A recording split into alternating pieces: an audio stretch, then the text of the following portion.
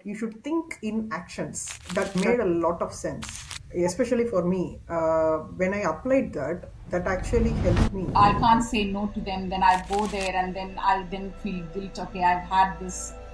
Why is it's difficult for us to actually set that healthy boundaries Goes with? back to need to belong, because we have lived as a tribe and as a group from the early days of evolution. And if you stand out to say, oh, I don't want to do this, and then you are perceived as a troublemaker, and that is where you are conditioned from childhood to fit in. And I think that conditioning is even more so for women, especially for women coming from cultures like ours, from India or Asian and other cultures. We are not only conditioned, but that's the model we have had in our parents and in the society, where people or women show, like our mothers and aunts and sisters and everybody, what they have shown is how do they keep their family together, not burning bridges and then keeping everybody happy. When you inhale and exhale, and when you inhale and hold it, the exhale time should be longer than your inhaling time.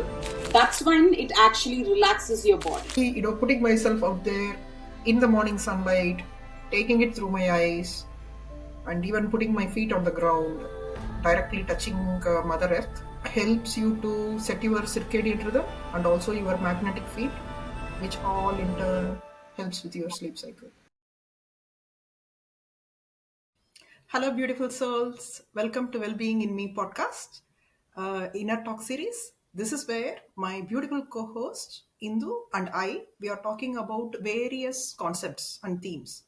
And in today's episode, we are talking about how our mind plays a part in energy drains, and not just the mind but also body and our soul, which was really interesting, and we thoroughly enjoyed this conversation. And this is what we are hoping you would also be able to do by listening to this episode, not just to enjoy but also take away the key bits. What are the things that are helping us, like as a middle-aged woman, same like you, we are also navigating life, trying different things, learning and implementing in our lives. And that's what we are sharing with you.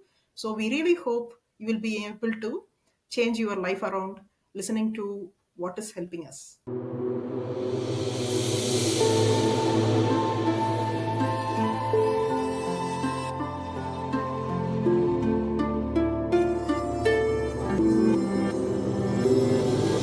There has been some more thinking on the overthinking. Right. um, I just, learned from someone, um, when you tend to overthink, because that's what we were discussing last week with how we drain our energy by overthinking, indecisiveness and lot of other qualities. Yeah. So that's where when I heard from someone that you should think in actions, that made a lot of sense, especially for me. When I applied that, that actually helped me quite a bit, because you can, last week when we were talking about how you can keep thinking more, thinking that you will come up with some new solutions, and even to make a decision, like, is this a right decision, should I go with option A or should I go with option B, like that, you can keep on thinking. And I realized that not just deciding but immediately putting it in action, that actually helps with stopping that cycle. Yeah. So I've now, the week has been like, think in actions has been my mantra. That's good. Yeah. That's good. As we were talking about this, that's so true, right? So, because we are constantly thinking without any action, that's lead us nowhere. Hmm. We are thinking that okay, we need to do this, we have to do this, or, and that's where I think overthinking creates one thing. It's the fear and anxiety. When we put that in action, we now know okay, it's not as much as we thought it's going to be challenging or fearful. But Mm. anxiety eventually you overcome because you're doing it. So they always say face the fear and do it anyway. So Yeah. thinking is like, in my experience, whenever I have thought about it over and over repeatedly, certain things that I need to, like, any challenges, it only makes me really feel fear about the things. And when I Mm. put that into action, you're like, Mm. is that's it. So why was I holding it? And the very interesting thing where I learned it actually is from the it's from the YouTube. I don't know whether you watched this from Will Smith. He talks about his own experience about how he was doing this skydiving. um, and that experience, like, it should be there in the YouTube, and probably you can watch it later as well. So he would say his experience, like how he was like feared and overthinking about, not overthinking, like thinking that this is what is going to happen, or how am I going to face this, and he didn't sleep the whole night. But then on that day they said, like, on the count of three we are going to push you, and of course there's going to be some expert behind him. But then what they did is, on the count of two, they actually pushed him, because on the three, they are going to grab hold on to something where they are not going to allow themselves to. Yeah. And yeah, I mean, what I said is not very similar to overthinking, but yes, overthinking, when you put in action, it makes a lot of sense for ourselves that, Mm. yeah, what I have been thinking is not what it reflects. Yeah. Correct. That's what this person was also explaining. Like, I'm learning content creation from a teacher called Prathamesh, and that's where he was also saying, um, thinking like when we are overthinking, you are thinking in concepts and assumptions and fear, and it leads to all of that Yeah. imagination. Like, this is what will happen, what if they do this, what if they say this, like that. We think about all possibilities there and overthink and then keep going. But rather, when you jump in to take action, uh, just face that person, talk to them, communicate what you were thinking, see whether you can solve that problem, and that was really valuable, because that's what I applied this week. Mm, nice. Yeah. And that is where I was also able to set my boundaries, because when I was sharing last time, I was saying, like, boundary setting is hard, and it makes you feel nervous in your body, and all of that. Yeah. But that is because I realized that is because I haven't trained that muscle enough, Mm, and that is where my body feels overwhelmed, and like thinking of all possibilities, and the cortisol goes up, and it doesn't help me. yeah. But actual boundary setting was definitely empowering. Yeah, afterwards I could feel that. Yeah, yeah, definitely that was uh, like giving me a lot of strength, Mm, and that ability to say no to something, and to push back, and then say what I want clearly and articulate that well. mm. That gave a lot of strength. Definitely. That's nice. Yeah. That's nice. So, Yeah. boundary setting, it's something that we talk a lot, and even for kids, we tell them the healthy boundaries. What are the things, right?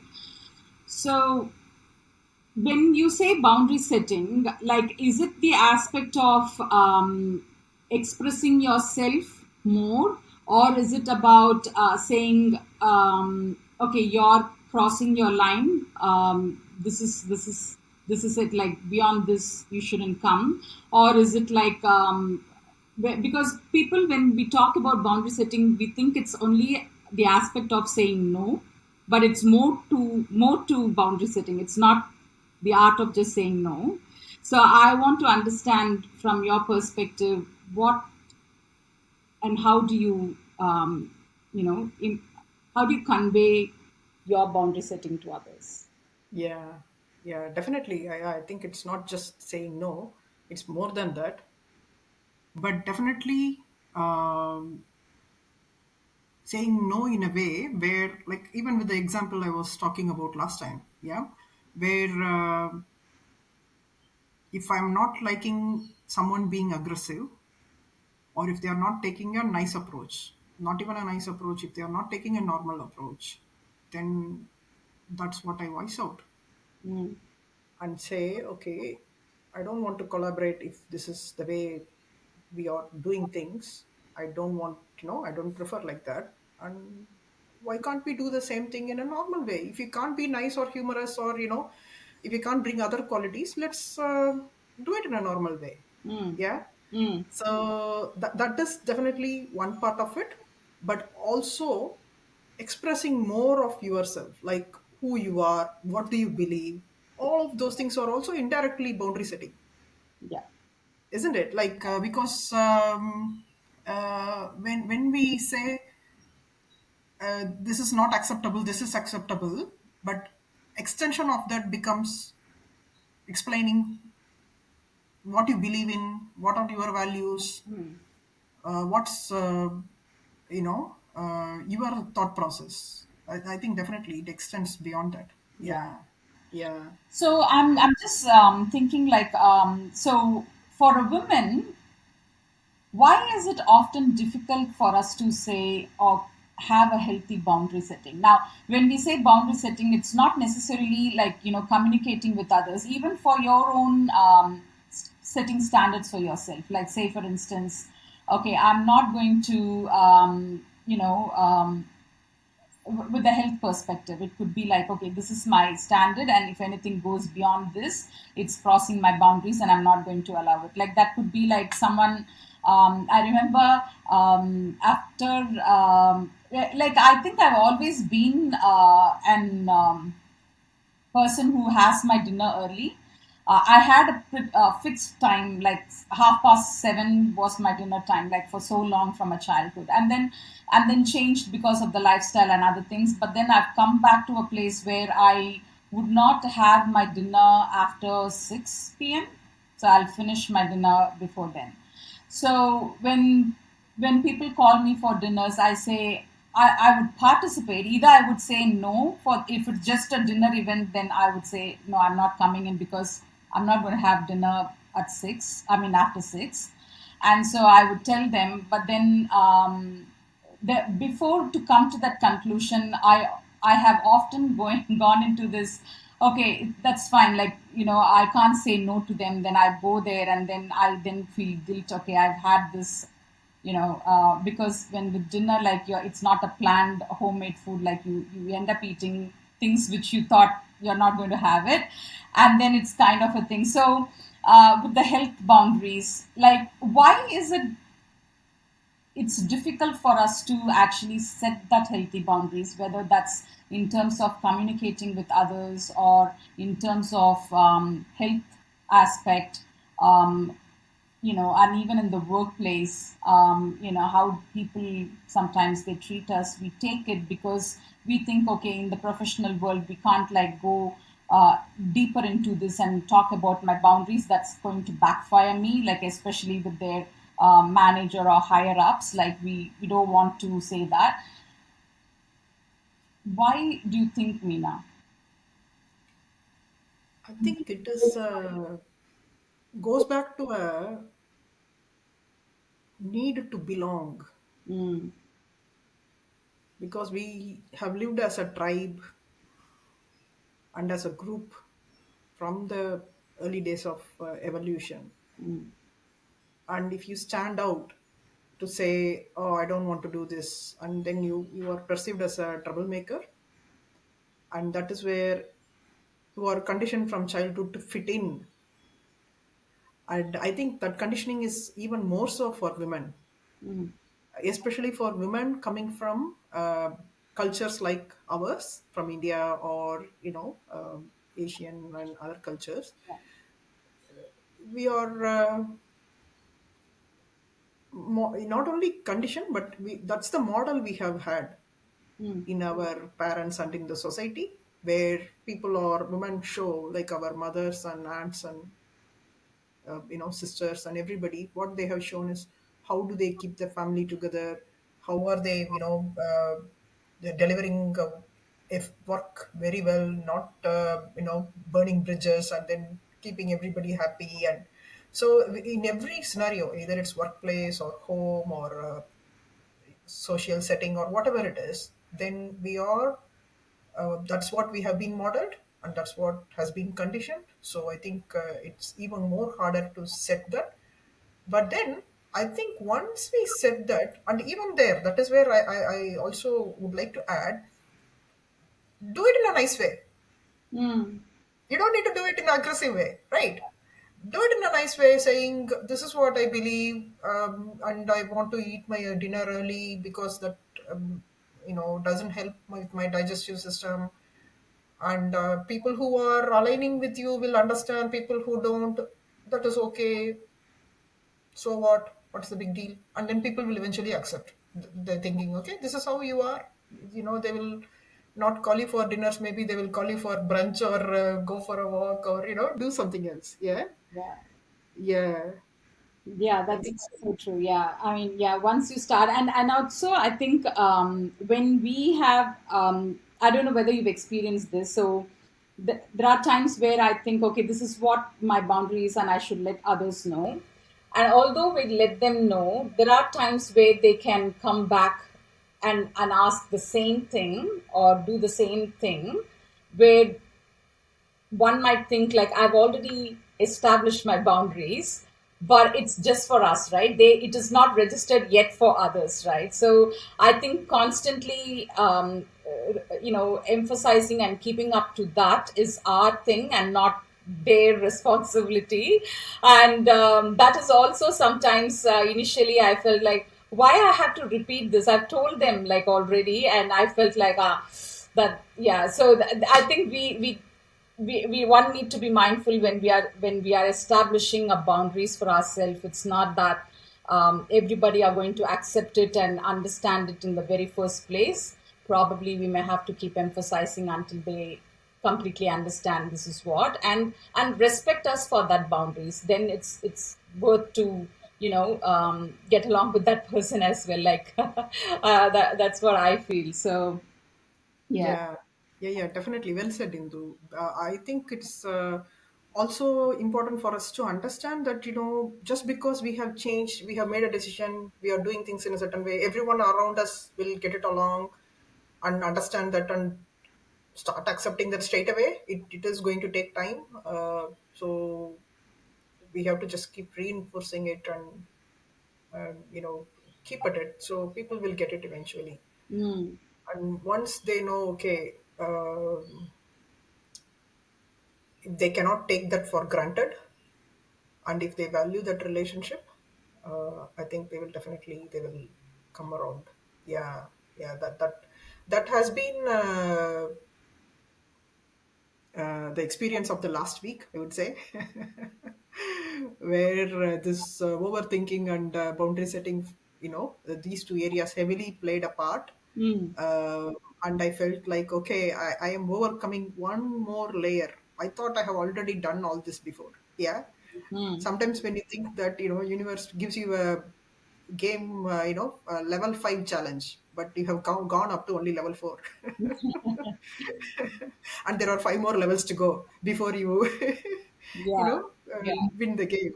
So that was a very interesting learning. Like, yeah, I enjoyed that. So what in how did you internalize, like when you set the boundaries and when you put things into action and not just overthinking? How did you feel it? Like what was your reaction to it, or what's the Mm, rather reaction? yeah, like I think because I had more clarity after our conversation last week, and also as usual, I turn back to my flowers and nature, right? Like even when I look into this rose, which I have got here, Mm, yeah, beautiful. Yeah. yeah, and it is not it's not a flower with just beautiful rose, and it comes with thorns. Mm, Yeah, so to deter predators.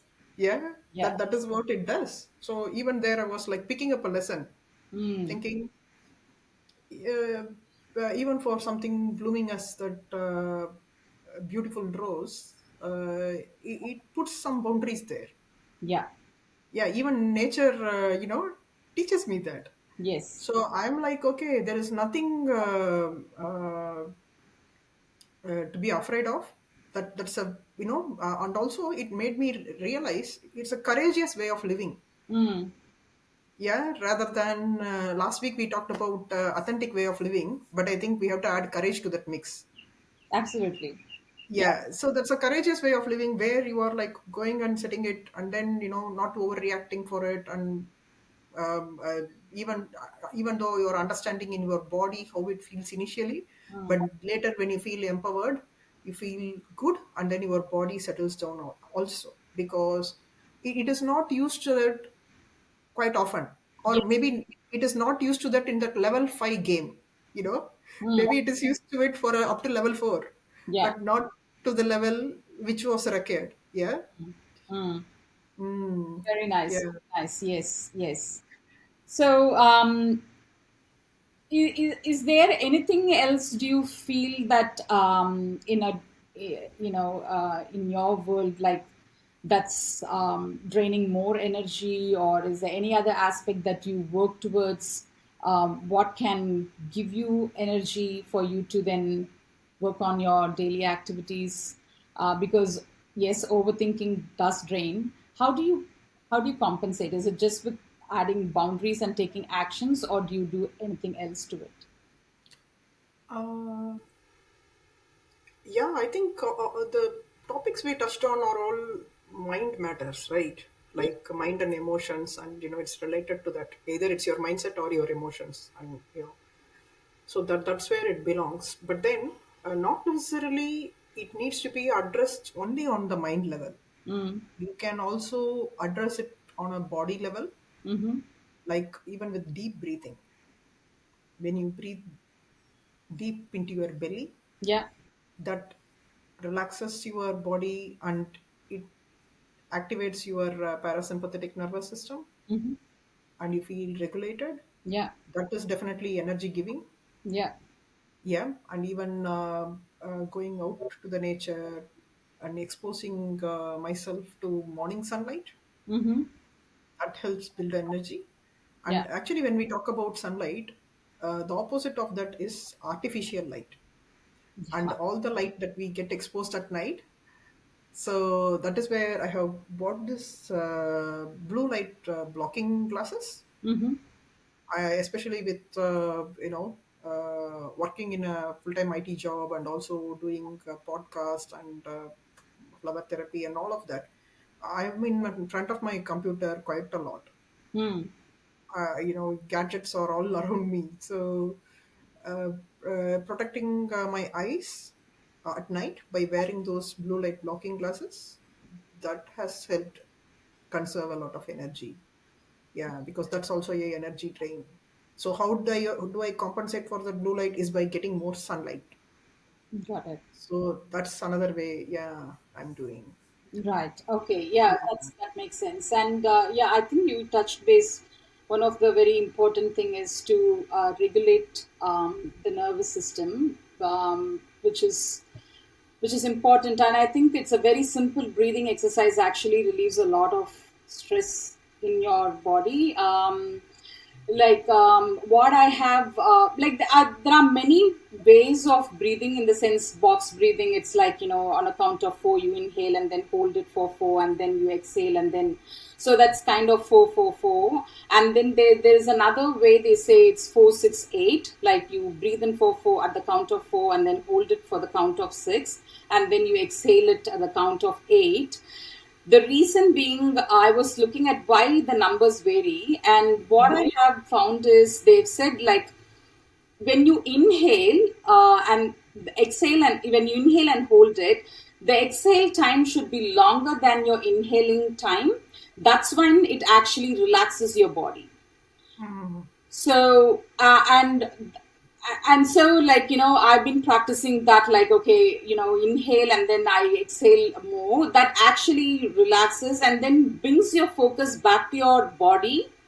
And that way you're like, okay, you feel like more connected, because what happens is, I think I've become more sensitive as I'm aging, understanding, like, how the body actually tends to react when I'm stressed. Like, I feel like I'm completely out of my body. Like, I feel so disconnected. So when I do this simple breathing thing, like, while you work or while you're doing other things, and because one can feel stress just because our thoughts are hitting somewhere, and where you feel like, you're into the danger, or you're, there's no shield, protective shield against, around you. You immediately feel the stress in your body and mind. And so, and whenever I do this simple breathing, I feel like, okay, I've got myself now. Like, I literally feel that, okay, I can see in the center of my chest, like, okay, it's calming. Now I can think more clearly. Okay, I bring to my sense thinking, okay, whatever I was thinking, it was just my thought taking me to different areas. But the reality is, I'm doing the work now, and there's no actual danger near me. So now let me think what I can do. And that has actually helped me solve many things. So I think sometimes I feel breathing, we are kind of underrating it. For women, we need to know that the simple breathing, like, even before you go into any other somatic ways of you regulating your body or your lifestyle, just doing the breathing alone, it's going to make you feel more stable and central, and then you can work on what you have to do, the next thing. So yeah, I do understand how nervous system actually works, and regulating it is really important. Yeah. So, Indu, do you then, how do you do it during your day? Like, do you do it, do the deep breaths during your day, or do you have set times to do it? How do you do it? No, I don't set any times as such. As I said, like, as in I feel my body is in stressed phase, I do this immediately. So that's Immediate. why you don't have to dedicate a time. But then there is a different version of it. They say when you do the box breathing at the beginning of your day, it regulates throughout the day. Mm, One has time, yes, you can do it. But if not, at least do when you're actually know that you're in the stress mode, uh, mm, right? At work time, like, your or your manager can ask you something which you would have felt like, that anything, like your colleague would have said something, or the work itself, like, okay, there could be a deadline, or there's something not technically working and you're mending with that. And these are the things out of our control, but what we can bring into our own control is through our breathing, that we can say, like, okay, I've got myself now. I have to think more clearly how to overcome this. So we are separating ourselves from the situation. So then we are able to do that. So I don't have a dedicated time. But yeah, it's as and when I require, I do it. yeah. Talking about breathing, you reminded me of something, uh, which was very helpful with co-regulation. Mm-hmm. Um, like I learned this from another person, this technique where when you put your left hand on your heart and then the another hand on the other person's heart, Mm, and then breathe along with them. right. And when you do that, humans are built for regulating each other, Mm, and that actually helps us to uh, you know bring them to we get synchronized. That's what happens. Like, for example, what happened is with my mom, she had a severe autoimmune lung disease and she passed away uh, 2 years before. And during her last days, because she was on oxygen, and whenever we transferred oxygen or we moved her around or something like that happened, she was really getting stressed out, and we can immediately see, she used to wear this pulse oximeter in her finger, and we can immediately see her heart rate Right. skyrocketing. Her breath was going crazy, and she was really losing the oxygen, and she was really struggling. And that is when I always used to do with her, one hand on my heart, other hand on her heart, and then breathing along with her, telling her in a calm voice, breathe along with me. Hmm. Yeah. Hmm. And that actually regulated her, and within few minutes she will be back to her normal breathing. Hmm. And that was amazing to witness. Like Beautiful. it's in front of my eyes, because it worked every single time. Even the guys who came from the ambulance, who to take her to the hospital, we used to do this exercise before she was taken, Hmm. so she will feel not stressed about getting transferred from the bed to the ambulance and all of that. Yeah.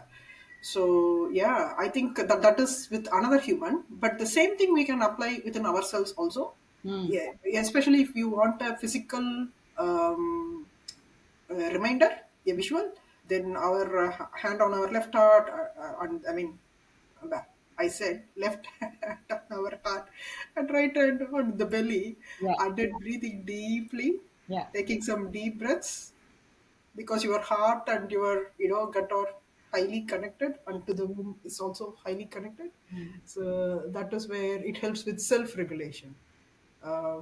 Yeah.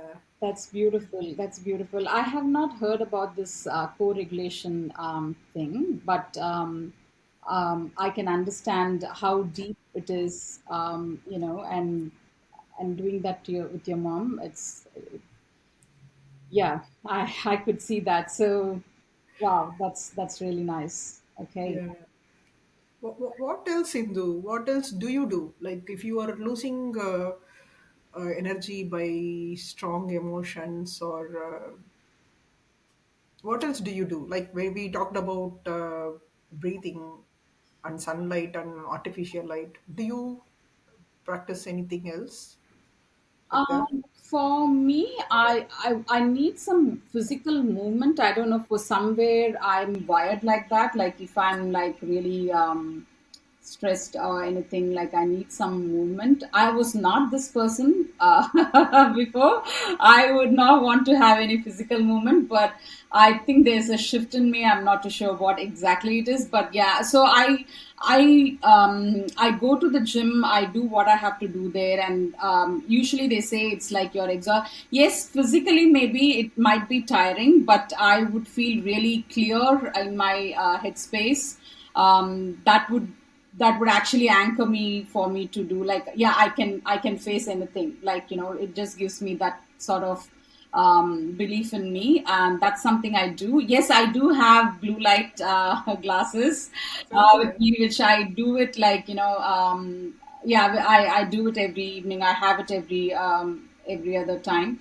The thing that I have learned from the nature is, it's to, as I said, like go for a walk, or do some physical movement. Um, I have learned qigong, but in a very basic level. But even still, that involves a lot of breath work into that, and then the slow movement, it just puts you into place. Like, you're not in this fast world. Like, even though you might be sitting, but your thoughts go, in a very random way. Like, it can go to any level, right? So, for to bring back that, for me, these are the things that I do. Well, when we say about these things, what has actually helped me is to regulate not just our nervous system, but even with my sleep cycle Oh, as well. Because there were times where I was like, even though the sleep would come, like, we can naturally see that, your body is tired, you want to go to bed. But I have often, like, beat up that, like, in the sense, like, I would like extend myself, do some other things. I wouldn't go to bed on time. I was doing all these abnormal activities. Then it became like, okay, the cycle was really disrupted then, like, right? And I'm now adapting to the routine, in the sense doing some physical activity and using all these, um, you know energy, that the blue light blockers, and sleeping on Mm. itself. On that note, I've heard about Sadhguru talking about sleeping. Like, we all been told, like, women needs to have a longer hours of sleep than men, and it has to be somewhere between 8 to 9 hours of sleep, or somewhere around that time frame. But what he says is like, he sleeps only 3 to 4 hours, and I was like, how is that possible? Like, how is he? And at that, this particular thing, what I heard, it was very few years before. But now what I have realized is that is possible, because when someone is able to not just preserve their energy, if they're able to generate energy in their daytime, sleep is not really, I wouldn't say it's not important, but it needn't be that long hours, because I've seen women who sleeps 8 hours, but then they feel so drained in the morning. Mm. And then I realized it's not about the hours of sleep, it's the quality of the sleep. It's not the number of hours you sleep. Like, the more you sleep, the more fresh. That's not the concept. It's like Mm. how deep you're able to sleep and rest your body and mind is where Mm. your actual, you're restoring your vitality for the next day, right? So on that Mm. note, what I can now, I can relate to what Sadhguru was saying. Yes, it's not necessarily you have to sleep for 8 hours. Like, we see the time, and we are like, oh, it's not time yet, I need to have this much of time sleep, so we then go back. That is not really necessarily. If your body and mind is feel fresh, even with 3 to 4 hours, or even 5 to 6 hours, then that's your time that you need to sleep. Not necessarily you have to extend for the sake of sleeping. So Correct. yeah, that's something that I have learned, and I don't really look for that 6 to 8 hours sleep, but I'm like, I feel fresh. Yeah. That's good. That's good. Yeah. Actually, when you talked about sleep, sunlight actually contributes to it, even breath. Yeah. So getting exposed to this morning sunlight, because it has got infrared rays Mm, after sunrise, and when your eyes are taking it in, it sets your circadian rhythm, mm, which is the clock in our body, yeah. and that actually helps us to secrete the hormones and tell us, okay, this is now time to eat, digest, this is now time to sleep. Like that, it puts your body in a cycle, Mm, and that when that is aligned, automatically sleep also gets better. mm, Like maybe some 3 or 4 months before, because with our age, probably in the perimenopause stage, and what we are going through with hormonal level, I was really getting very disturbed with sleep, like not sleeping properly. Not, I'm not also talking about 6 to 8 hours sleep or anything like that, but even to feel rested when I wake up, mm, that wasn't happening. mm, And then simply, putting myself out there in the morning sunlight, taking it through my eyes, and even putting my feet on the ground, directly touching Mother Earth, that helps you to set your circadian rhythm and also your magnetic field, which all in turn helps with your sleep cycle. mm. And despite doing all of that, even if I can't fall asleep, then deep breathing definitely helps. Yeah. Yeah, So beautiful. that automatically relaxes your body and then you fall asleep. Yeah. Only trick part here is I have to take care of my overthinking mind. Otherwise, I can go in a loop. Doesn't matter if I have got sunlight in the morning or did the grounding or did the deep breathing. Yeah. Um, but I That's a couldn't. beautiful awareness as well, Meena, because I think that's very key, right? Like, what works for us and what is the block that we can face, although we are doing many healthy things. But Yeah. then, one can say, I'm not seeing the results. So it's not about you're not doing it right, but there are something that you need to be Address mindful for of. yourself. Yeah, yeah. Yeah. So I think awareness is key, and what you've said is really that's really good. That's really good. So yeah, overthinking always the issue for me. I think what we are talking about in terms of energy giving and energy draining is, for so long I wouldn't.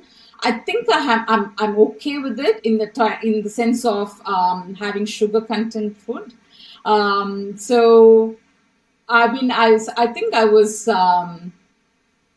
I didn't realize this would have so much of impact in my health. But then I also realized, like, having, they say, like, I mean, again, it's not that something, sugar is not a topic that nobody knows about what impact it gives, but then the little habits of me changing. So I usually have the coffee in the morning with sugar, and I thought that's actually keeping me, active and smart and all that. But um, then I realized, then there's I'm not too sure whether you've heard about this person as well.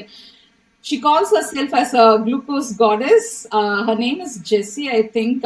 She talks about the sugar spikes, blood sugar spikes, and then one little alternation. So do not have sugar content in the morning. Just have savory food, and then you can have that little later.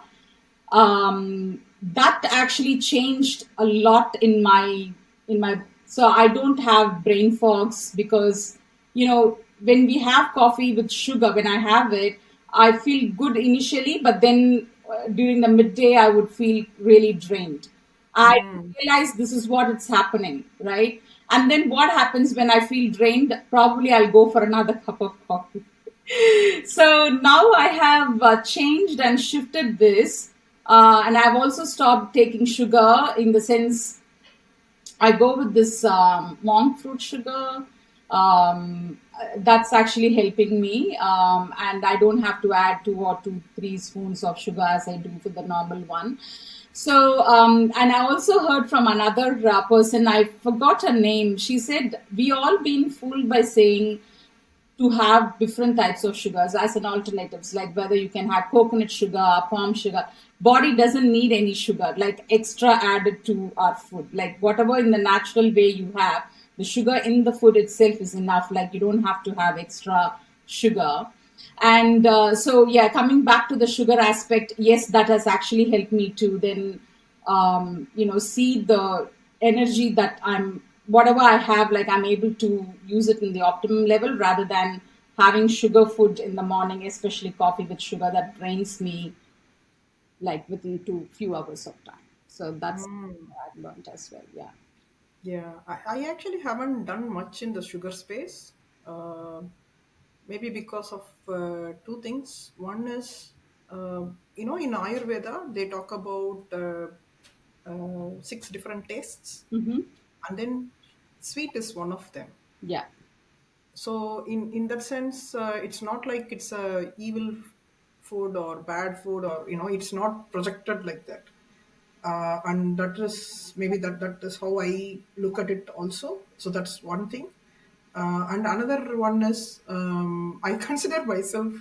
No, I was just saying the other day. It's not just one sweet tooth. It's Mm. multiple sweet teeth. Teeth. Yeah, so it's, I think for my body type, my natural inclination was to have some sweet. It need not be sugar, it can be a natural form like honey or jaggery, which is the state before sugar, like before raw sugar. So there are various like even in I don't know what's the English word, palm sugar. Yeah. So there are different which are used in a medicinal capacity also. So in that sense, I think I always thought well, maybe sugar in a balanced approach is not bad. A little bit, it comes down to the proportion. Like if we are eating a lot of protein and fiber and all of that, then a little bit of sugar. Actually, in India, they even after a meal they end it with a little bit of tiny bit of sugar that will enhance the digestion. They say that. So I don't know. Maybe it comes from the belief system and also having a lot of sweet teeth. I haven't tried this going on a sweet, I mean, a sugar deprivation kind of mode. But maybe I should try that as an experiment. Maybe I'll accept that challenge into one week. I'll go no sugar. Yeah. and see how my body The feels. notion, no, let me probably rephrase it. The notion I was talking about, having sugar in the empty stomach actually drains your energy more than giving. Oh, You can have the whatever that you feel like you want to have, to relish some sweetness in the food, you can have it, but after the main food. So don't start your day with the day coffee with sugar at an empty stomach. That's the change that helped me, like. so oh, I so now what gives me more energy is just that alteration of not having sugar with coffee in the first day in an empty stomach. Rather, I have chia seeds with lime water and bit of flax seed powder.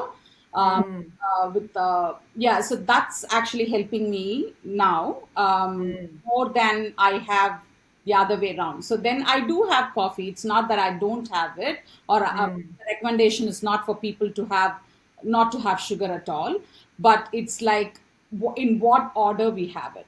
mm. As you mentioned from the Indian background, yes, but when we have a feast, there is always a dessert Yeah, that we prepare, sweet. and we Yeah, look forward for that, right? And that yeah, they only serve it us after the meal, not before that. Like, of course, yes, in that banyan leaf they will have that, one can go and have it, but usually it's taken after the entire course of your food, and then you have that.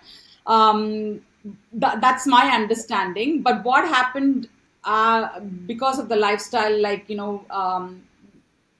I don't know, I was more drawn towards dessert, and not the main food, and yeah. that's what I was trying to reverse in my Towards that. lifestyle. Yeah, So, yeah, yeah. that's Understand what you're saying. Yeah, even sometimes I can go crazy and think, have dessert for breakfast, and then and even like I used to drink like a hot chocolate hmm with two sugars and cream on top and with a marshmallow on top.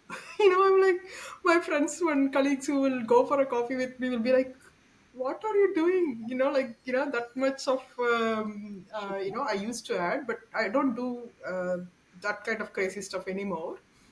But I'm not able to completely quit sugar as well. Maybe that's where I think I should still experiment for a week or something and see, does it feel differently in the body. And on that note, actually, I also feel very curious to talk to our glucose goddess lady. yeah.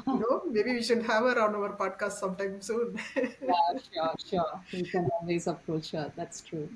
Yeah. That's true. Yep. Mm, Anything else you would want to add on? mm, I think we have spoken about mind and body level. What are the things which drains our energy and what gives us energy? But for me personally, um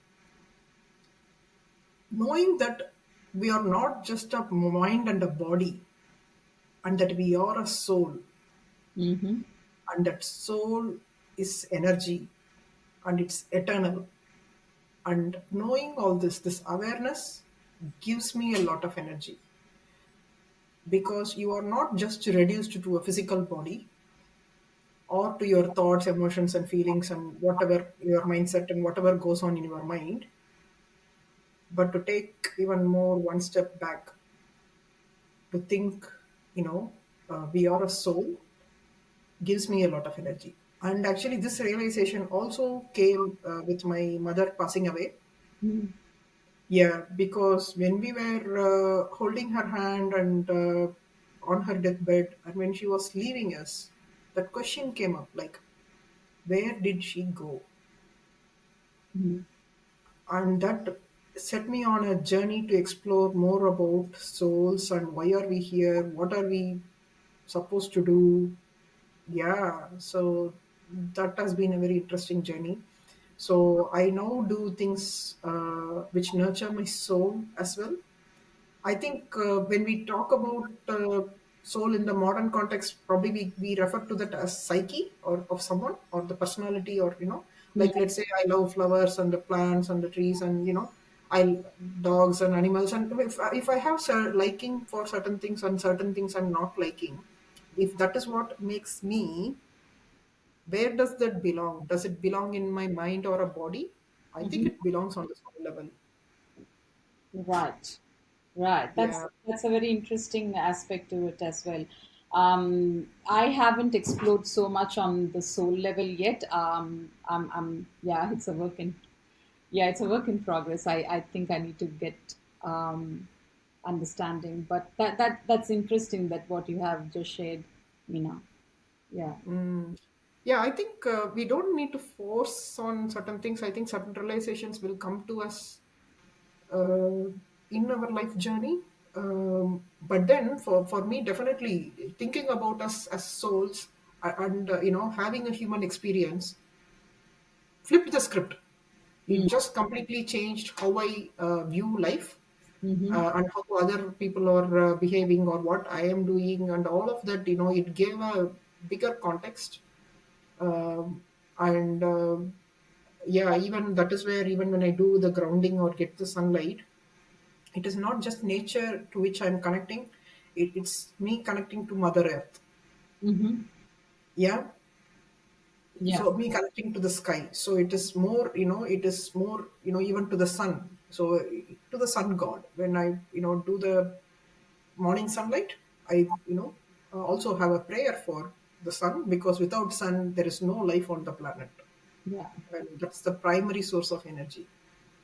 So that is where, when you look at it like that, then you realize your potential, like what are all the things that I can do as a soul. What am I here to do? I think it gives a bigger meaning and purpose in life. That's how it panned out for me anyway. And this was also very slowly understanding this journey. Mm. Yeah, so maybe we should talk about it another time. Definitely, definitely. It would be interesting for me to know more on this soul level aspect as well. So, yeah, great, great. Sure. Great. So I think we have touched base many interesting aspects today as well, Meena. It was lovely chatting. So definitely, overthinking is not something that you would be focusing on going forward, I guess. But as long as it doesn't becomes a second nature, I think, and we are aware of what's happening within our mind and body, and with our emotions and other aspects, we should be able to balance ourselves really well. So that was great chatting once again in our inner talks. I believe we can come up with another discussion topic for our next episode as well. Definitely, Indu. I thoroughly enjoy all these conversations. And yeah, today's talk was deep, not just on mind and body, but also, I was able to express about the soul side of things, which is amazing. Yeah, yeah, I'm sure we are going to have a fantastic, series going forward. So thank you so much. And I really take a lot of inspiration from you. Thank you for being there. Same here, Mina. I think it's mutual, so that's all nice. So yes, we can catch up next time. For the viewers who were watching our episode in our inner talks, do share your views and comments in the comments section, and do share this video and subscribe to our channel. And if you have any other topics that you think we can discuss about it, please do share about those topics as well. We can bring in more insights. Um, Thanks, everyone. We all see you all next time. Thank you.